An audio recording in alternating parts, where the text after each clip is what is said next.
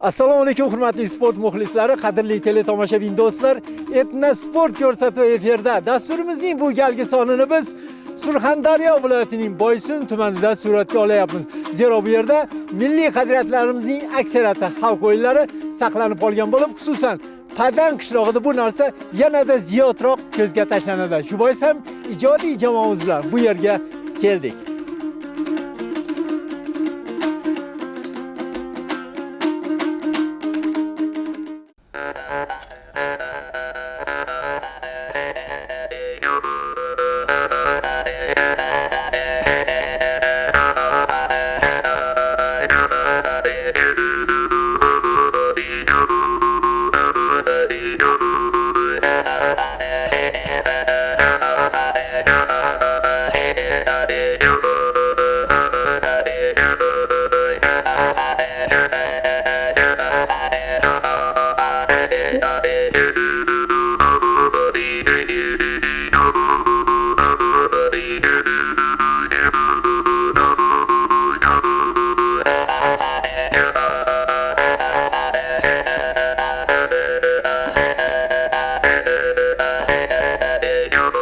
Navruz azaldan shu Turon diyorida, Markaziy Osiyoda, Eronda yashagan xalqlarning milliy bayramlaridan biri hisoblangan. Keyinchalik bu bayram Turkiylarda ham mavjud bo'lgan edi. Masalan, o'sha Oltoyda, Janubiy Sibir, Qozog'istonning dashtlarida yashagan ilk turklar qishdan eson-omon chiqqanligini hamda otlarni sonini bilish uchun, askarlar sonini qishdan qanday, ya'ni anomal sovuqlarni o'sha dasht sharoitida o'tkazib chiqqanligini bilish uchun bir adirga to'planishgan deyiladi. Va adirlarga to'planib, u yerda har xil ko'ngilochar o'yinlar, ot o'yinlari, poygalar, qo'shiqlar, bolalar o'yinlari ishtirokida bu narsani amalga oshirilgan. Ya'ni bu taxminan hozirgi kunga, ya'ni mana shu mart oyini o'rtalariga to'g'ri keladi. Keyinchalik mana shu Eron va Turon xalqlarini, masalan, birisi hosilni yiqqan payti nishonlagan, ya'ni sentyabr oylarida. Ikkinchisi, ya'ni mart oylarida shu bayramni nishonlagan. Keyinchalik bu xalqlarning o'zaro madaniy aloqalari natijasida bu bayram birlashib ketgan. Va hozirgi kunda bu bayram ham Eron, ham Turon, ham unga qo'shni hududlarda yashovchi xalqlarni shu 21-mart, 20-mart arafasida nishonlanishiga sabab bo'lgan. Milliy o'yinlarni Navruz bilan bog'lash haqida ham o'sha yerda bir ilmiy masala kelib chiqadi. Ya'ni nega aynan milliy o'yinlar Navruz bayramida o'ynalgan? Nima u qishda o'ynalmaganmi? Qishda ko'ngilochar o'yinlar bo'lmaganmi yoki boshqa davrlarda bu o'yinlarga murojaat qilinmaganmi degan bevosita savol tug'iladi. Ya'ni biz milliy o'yinlarni shakllanish tarixiga qaraydigan bo'lsak, u asosan mana shu xalq bayramlarida aholi bir joyga to'planib biron narsani nishonlaganida, hattoki qurultoylari, yirik o'sha qadim zamondagi siyosiy majlislar deymiz. Boshqa xalq bayramlari, Navruz bayramlarida o'sha shohmoylar deydi, dastlabki ekin ekish uchun odamlar yig'ilgan bayramlarda mana shu milliy o'yinlar o'ynab kelingan. O'zi milliy o'yinlarni shakllanish xarakteriga qaraydigan bo'lsak, uni tagida jismoniy baquvvat insonni tarbiyalash hamda xush kayfiyat masalasi yotadi. Buni biz o'sha qadimgi o'yinchoqlar yoki o'yin asbob uskunasi sifatida foydalanilgan obyektlarni juda qadimgi qazilma manbalar asosida topilganligidan ham ko'rishimiz mumkin.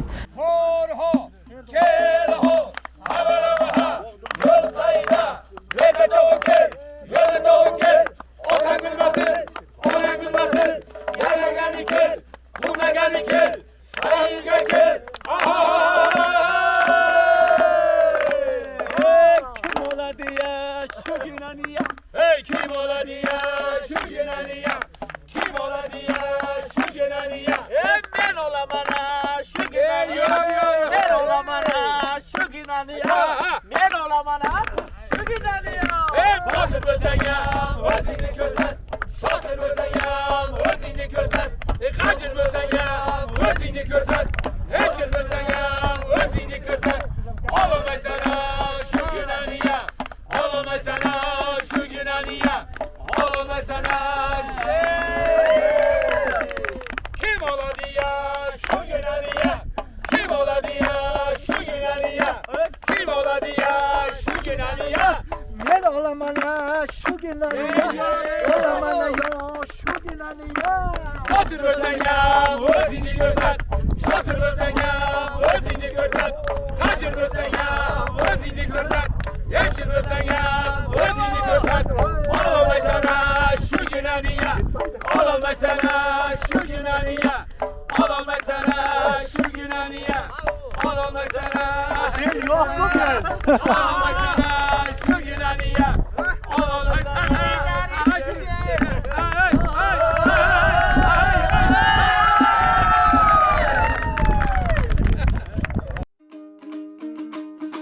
Barchamizga mashhur bo'lgan xalq o'yinlarimizdan bittasi bu kim oladi yo shu ginani yo. Albatta bu o'yinimiz qadim-qadimda o'ynalib kelayotgan va bugungi kunda ham o'zini mavqeyini, o'zini qudratini yo'qotmagan o'yinlarimizdan hisoblanadi.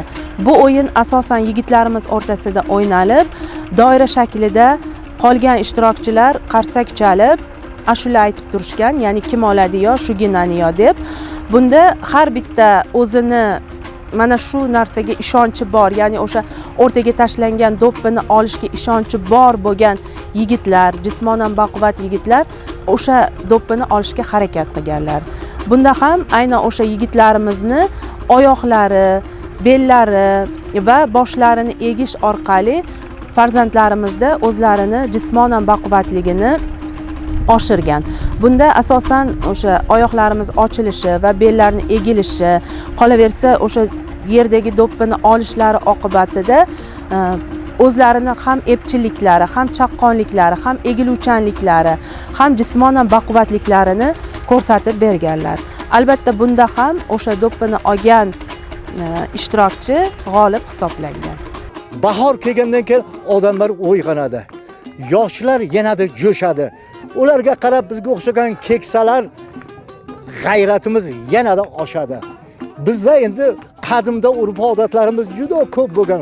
Bizda shunday chiroyli o'yinlar, endi buni hisobi yo'q. Bizda Surxonda yurtimizga 4 ta usul bor. Har bir usulda o'zining gashti bor.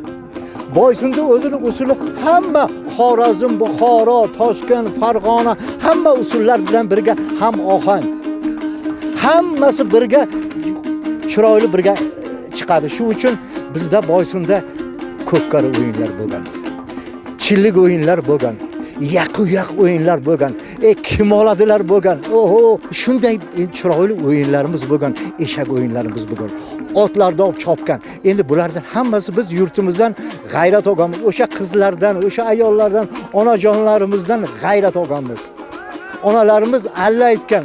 Biz mana shu kuy qo'shiqlardan bir ma'naviy oziq olganmiz. Bunday ohang, bunday xalq o'yinlari faqat bizda bor. Bag'ri keng, qadri baland, bog'i ko'p, mehri baland, qizlari go'yo malak, palmonlari boshi baland. O'lan aytay, o'lan o'lano, shunday diyor qayda bor. Mana shu kim oladi yo shu ginani yo, ya'ni o'rtaga o'zbek do'ppisi qo'yib o'ynaladigan o'yin o'zbeklardan boshqa turkiy xalqlarda o'ynalmaydi. Aslida biz bu bilan juda ham faxrlansak bo'ladi.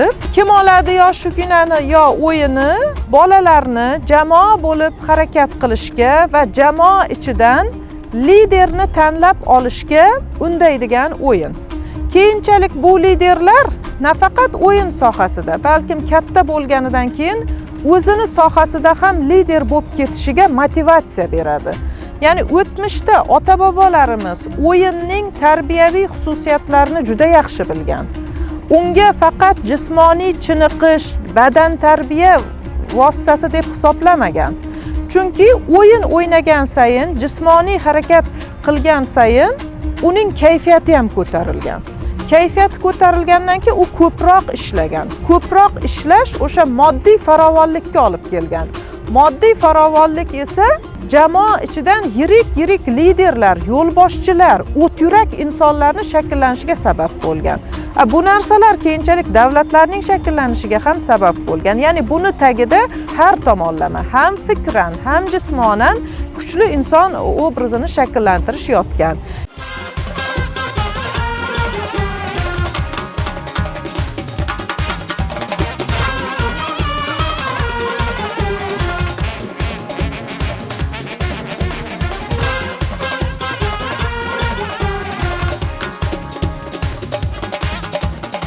Xo'rozlar jangi o'yini ham bor.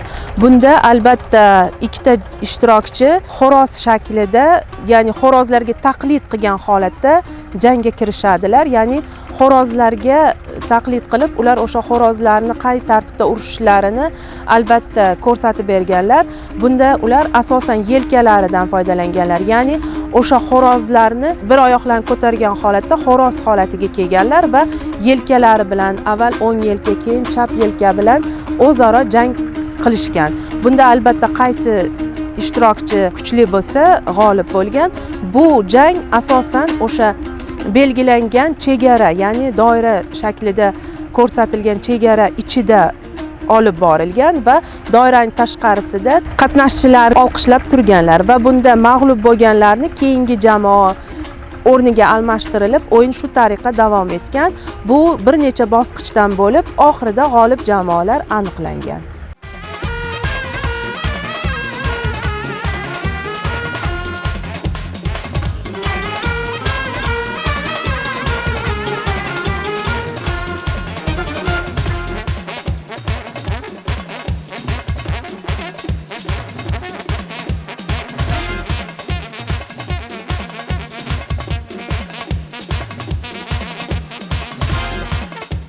Umuman turkiy xalqlarining milliy o'yinlariga qaraydigan bo'lsak, ulkan chambar chiziladi yerga va u ulkan chambar ichiga ikkita bola kiradi va bir oyog'ini ko'targan holda biri-birini o'sha chambardan turtib chiqarishga harakat qiladi. Bu o'yinning qonun qoidalariga ko'ra tepish, urish, bolaga shikast yetkazish kabi narsalarga yo'l qo'yilmaydi. Bu o'yinni tarixiga qaraydigan bo'lsak, nega xo'rozlar jangi deb nomlangan? Chunki qadim zamonlarda o'sha yovvoyi xo'rozlarni ilk qo'lga o'rgatgan payti insoniyat ularni jangini kuzatgan. Va shunga qarab, ya'ni odam unga taqlid qila boshlagan. Va chambar ichida o'ynab, bu o'yin keyinchalik o'z nomi bilan, ya'ni xo'rozlarga qarab o'rganilganligi uchun xo'roz jangi nomini olgan. Masalan, xuddi shunaqa holatni biz ko'kbo'ri o'yinida ham uchratamiz. Masalan, bo'rilar o'zini o'ljasini u yoqdan bu yoqqa tortib o'ynaganiga qarab ko'kbo'ri o'yini shakllandi degan versiya ham bor.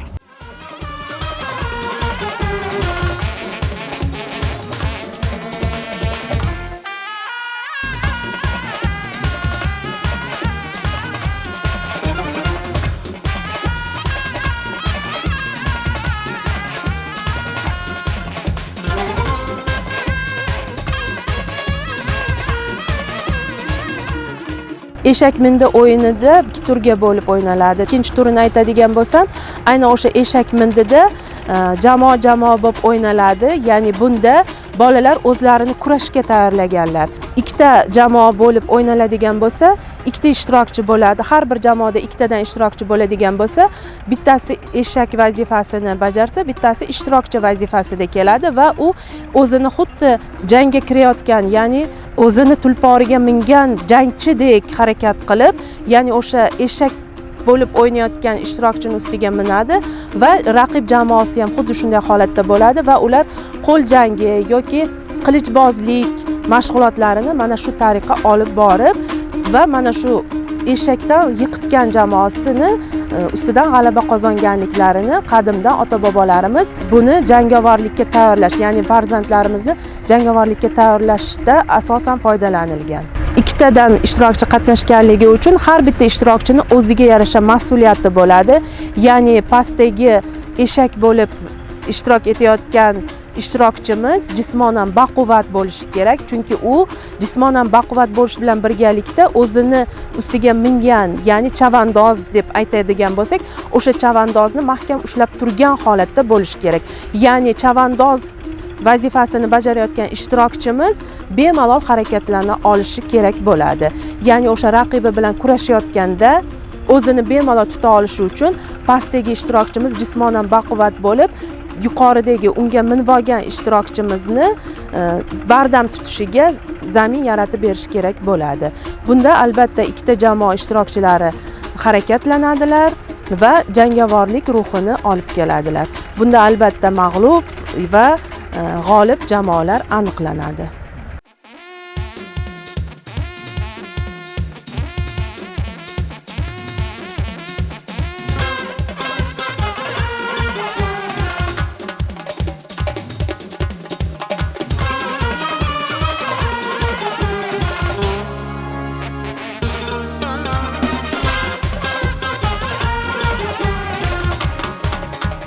Turkiy xalqlarida keng tarqalgan bolalar o'yinlaridan biri bu eshakmindi o'yinidir. Eshakmindi o'yinini shakllariga qaraydigan bo'lsak, mutaxassislar uni suvoriyni tayyorlash maqsadida bolalarni yoshlikdan, ya'ni o'rgatadigan o'yinlardan biri ekanligini ta'kidlashadi. Masalan, bola hali 7-8 yoshli bolaga eshakda yurish yoki otda, kichkina toychoqda yurish biroz murakkabliklar keltirib chiqaradi. Va u eshak yoki otni yosh paytidan o'sha minib haydaydigan bo'lsa, u jarohat olishi ham mumkin. Shuni oldini olish maqsadida, ya'ni u otni yoki eshakni ustida muvozanatni saqlay olish va uni ustidan turib har xil jang harakatlarini amalga oshirish uchun boya ta'kidlab o'tganimdek, mohir suvoriy, jangovar otliq darajasiga yetishish uchun u uni oldin o'yinlar shaklidagi obyektda sinab ko'rgan. Eshakmindi o'yinida uni qisqacha ta'riflaydigan bo'lsak, qanday o'ynalganini u ikki xil o'ynalgan. Bitta bola o'sha maydonni o'rtasida o'tloqda bukilgan holda turgan va uzoqdan yugurib kelib bolalar uning ustiga sakraydi. Bu yerda, ya'ni eng birinchi bukilib turgan bola muvozanatni saqlash uchun kuchli oyoqlari, qo'llari, tanasi yordamida chidab beradi. Va uni ustiga shu 4-5 tagacha bola sakrashi mumkin. Bu o'yin o'sha otni ustida muvozanatni saqlashni shakllantirishga o'rgatadi.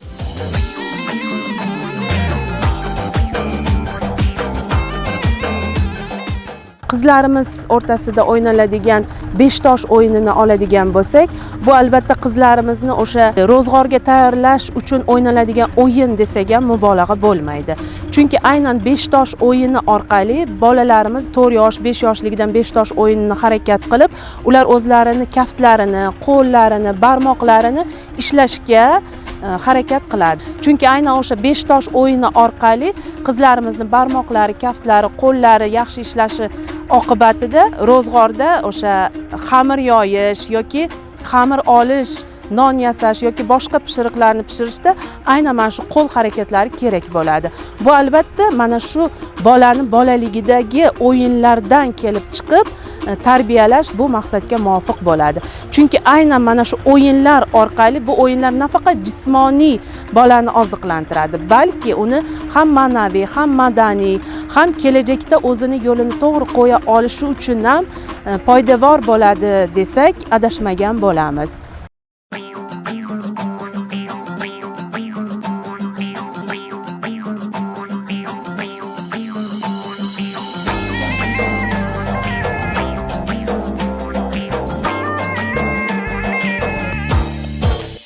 Hattoki bu o'yin qo'shni Xitoyda, Eronda, hattoki Afrikada ham o'ynaladi. Sababi toshlar bu tabiiy mahsulot, unga bir ishlov berishni keragi yo'q. Ayniqsa haligi dumaloq toshchalar o'yin obyekti vazifasini bajargan va bolalar o'shani o'ynagan. Yoki suyaklar, tasavvur qiling, insoniyat eng qadimgi davrda o'sha yovvoyi hayvonlarni, yovvoyi otlarni, yovvoyi ho'kizlarni, yovvoyi boshqa hayvonlarni qo'lga o'rgatganidan keyin uni ma'lum bir qismini boqqan, ma'lum bir qismini yegan. Yegandan keyin ortgan suyaklarni, ayniqsa kichkina oshiqchalarni bolalariga o'yinchoq qilib bergan. Asta-sekin o'yinlar taraqqiyot qila boshladi, milliy o'yinlar. Va bu o'yinlar mana shu Navro'z bayramida o'ynaladigan asosiy o'yinlar bo'lib qoldi.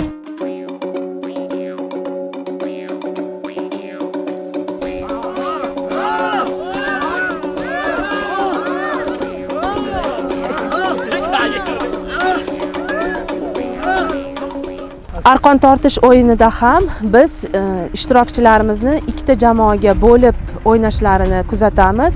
Bunda, ya'ni o'sha ishtirokchilarning o'zaro kuch sinashlari oqibatida arqon tortilgandan keyin jamoalar o'zlarini butun bir tanalarini ishlatish, qo'l harakatlari, oyoq harakatlari, bel harakatlari. Bunda albatta har bir jamoada aqliy harakat ham ishga tushishi kerak bo'ladi. Chunki arqonni qay tartibda tortsa va qay jarayon, qaysi paytda tortsa, ular yutishi mumkin ekanligi uchun ular ozgina aqllarini ham ishlatishi kerak bo'ladi. Bu albatta bugungi kunda bolalarimiz o'rtasida hozirda ham o'ynalib kelayotgan juda ham chiroyli o'yinlarimizdan bittasi hisoblanadi. Biz bu arqon tortish o'yinlarini mol boqishga chiqqanlarimizda juda zavqli qilib o'ynaymiz. Biz Navro'zlarda o'ynaymiz. Bu bizga arqon tortish o'yinlari juda ham zavq beradi. Jamoalarimiz bor, bizni jamoalarda o'ynaymiz. Bizning bu Padan qishlog'imizda har Navro'zlarda ham bizda milliy o'yinlarsiz umuman o'tmaydi. Kurash, arqon tortishlar, chillik o'yinlari, shularni o'ynaymiz. Bizning Navro'zlarimiz juda ham zavqli va yaxshi o'tadi. Tengdoshlarimiz ham o'zimiz qatori, ular ham yaxshi sevib o'ynaymiz. Bizning jamoalarimiz kuchli bolalar bor. Sport bilan shug'ullanadi. Ular shunday mana shu xalq o'yinlarini sevib o'ynaydilar.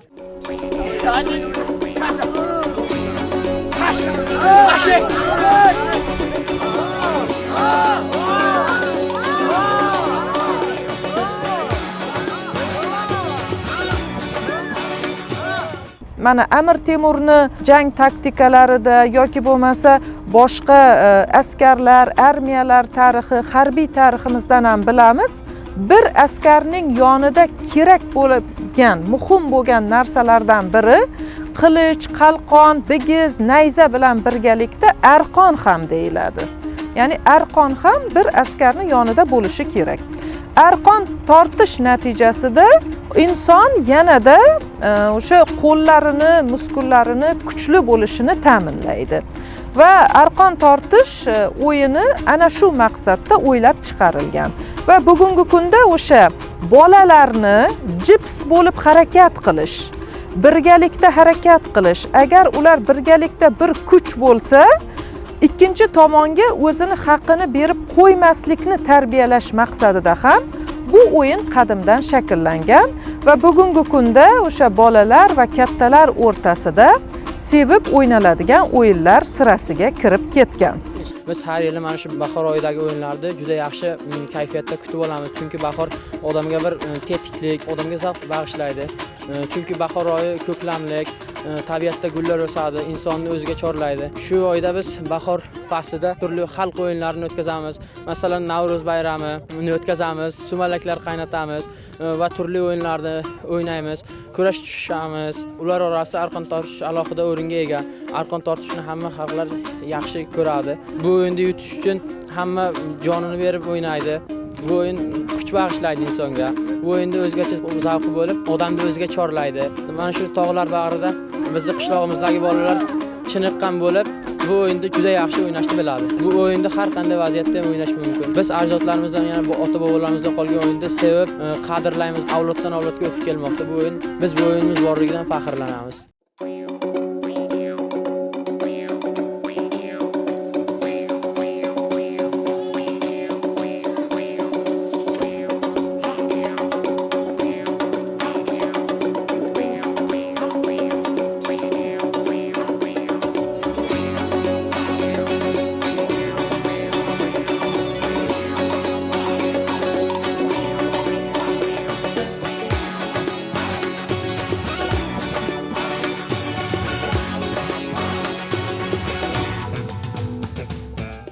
Qizlarga xos bo'lgan yana bir milliy o'yinlarimizdan bittasi bu arg'amchi. Arg'amchini asosan qizlarimiz bir kishi yoki bir necha kishi bo'lib o'ynaganlar. Arg'amchi o'yini ham bugungi kunda qizlarimiz orasida ayni mana shu bahor ayyomi, Navro'z bayramlarida keng o'ynaladigan o'yinlardan bittasi. Arg'amchi o'yinida bitta jamoa bir kishilik bo'lib o'ynagan bo'lsa, unda ham o'sha sanoq sanab o'ynagan bu o'yinlarni, ya'ni o'sha belgilangan sanoqqacha agar arg'amchini bosib olsa, bu yutqizib keyingi ishtirokchiga beriladi. Agar jamoa bo'lib o'ynaladigan bo'lgan o'yinda ham o'sha arg'amchimizda ikki tomondan ushlab turilib arg'amchi aylantiriladi va bunda o'rtaga tushgan qizlar qaysi biri agar o'sha arg'amchini bosib olsa, arg'amchini aylantirishga to'g'ri keladi. Bu ham qizlarimizni jismoniy ham o'zlarini sog'lom tutishlari uchun o'ynaladigan milliy o'yinlarimizdan hisoblangan. Qadimiy o'yinlarimizni o'ynaymiz. Qizlar hakka sakraymiz, oq terakmi, ko'k terak o'ynaymiz, 5 tosh, 40 tosh kabi o'yinlarimiz bor. Biz bularni o'ynaganimizda ham juda ham zavqlanamiz. O'zimizni milliy urf-odatlarimizni esimizdan chiqarmaymiz, ularni takrorlaymiz. Bizdan keyingi avlodlarga ham bu o'yinlar meros bo'lib qolishini istaymiz. Aslida sakrash juda ham tanaga ko'p foydali narsalarni beradi deyishadi. Mana meditsina ham buni tasdiqlaydi. Masalan, bizda juda keng tarqalgan o'yinlardan biri, tepib o'ynaladigan o'yinlardan biri bu qarab tep o'yinidir. Qarab tep o'yinida ham sakrash orqali bolalarning, xususan o'rta yoshdagi o'smirlarning jismoniy chiniqish holatlari vujudga kelishini tibbiyot ham tasdiqlagan. Qadimda momalarimiz ham shunaqa o'yinlarda o'ynashib, momalarimizdan bu o'yinlar bizga qolgan. Endi biz ham qashta tikamiz, momalarimiz o'rgatgan o'yinlarni o'ynaymiz.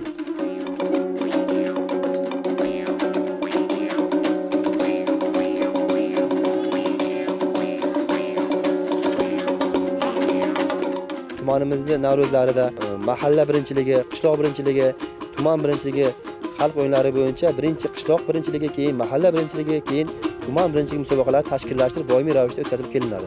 Bunda barcha yoshlar juda ommalashib, juda ko'p yoshlarimiz o'sha musobaqalar qiziqqonlik bilan, qiziqish bilan xalq o'yinlarimizda qatnashib kelmoqda. Mana hozir sizlar ko'rib turgan, guvoh bo'lib turgan o'sha xalq o'yinidagi yoshlarimiz bu hali bittagina kichkina Padang qishlog'ini yoshlari.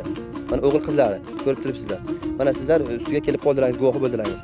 Bular hozir tayyorgarlik ishlarini amalga oshirmoqdalar. O'zlari ustozlari qoshida, boshligida navbatdagi o'sha o'tkaziladigan xalq o'yinlari musobaqasiga tayyorgarlik ko'rib bormoqdalar. Ular hozir mana o'sha qishlog'imizda o'tgan mavsumda o'tkazilgan o'sha xalq o'yinlari musobaqalarida g'olib bo'lgan, sovrindor bo'lgan, undan tashqari yana qiziqqan yoshlarimiz, yangi kelgan yoshlarimizni shu yerda qamrab olib, ustozlar bosh bo'lib o'sha yerda xalq o'yinlarimiz bo'yicha hozir o'sha yerda mashg'ulotlar olib borilmoqda.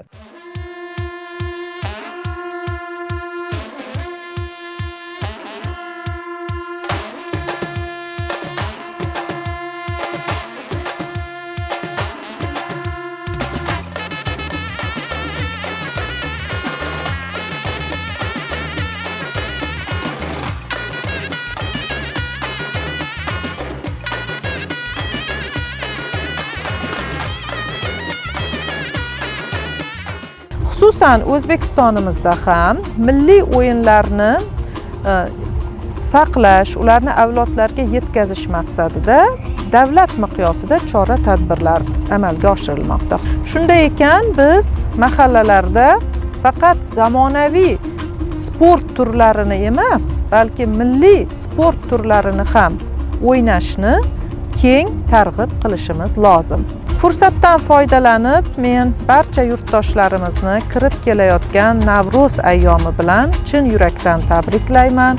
Har birining xonadoniga o'sha bahoriy kayfiyat, rizq-u baraka va xursandchiliklar davom etishini tilab qolaman. Navro'z ayyomi yangilanish, yasharish, go'zallik bayrami bilan barcha yurtdoshlarimizni tabriklayman. Barchangizga mana shunday bahoriy kayfiyat, ko'tarinkilik tilab qolaman va albatta mana shu bayramlarda milliy o'yinlarimizni, xalq o'yinlarimizni yoshlarimiz o'rtasida keng targ'ib qilib o'ynashlarini tilab qolaman. Qadrli muxlislar, siz bilan birgalikda Surxondaryo viloyatining Boysun tumanida milliy qadriyatlarimizdan biri bo'lgan xalq o'yinlarining ayrimlarini birgalikda kuzatishga muvaffaq bo'ldik. Aytish kerakki, bu yerda bu kabi o'yinlarning yuzlab turlari mavjud bo'lib, ular yoshlar tomonidan hali hamon sevib o'ynanadi. Sevib o'ynalar ekan, bu o'yinlar albatta barhayotdir.